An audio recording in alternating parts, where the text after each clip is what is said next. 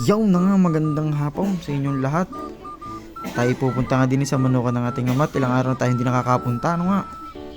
Yun, at humalik pa nga sa kanyang pamangkin na maganda. Ayaw, nakakita na ang magandang manok na ginagawang ganador. Oh, kalikutan, kinuha pa sa tangkal. Yan, ang likot mo nga din ng manok. Pagka walang cellphone, ay laging manok ang pagdidiskitihan. Ayun, at kinuha nga ang manok. Yan na, nagwala na ang mga inahin.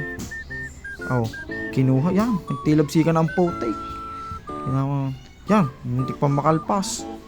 Eh siya, sige, tsarduhe ang pinto ng tangkal at baka mamay makalabas ang mga inahin. Tayo naghabol pa sa ano.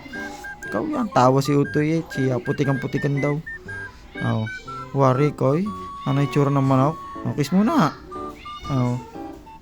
Ayan, silip-silip oh. Bongis-ngis ay walan dyan si Utoy naman nga. Kakalikaw yan, puro putik. Ayan oh.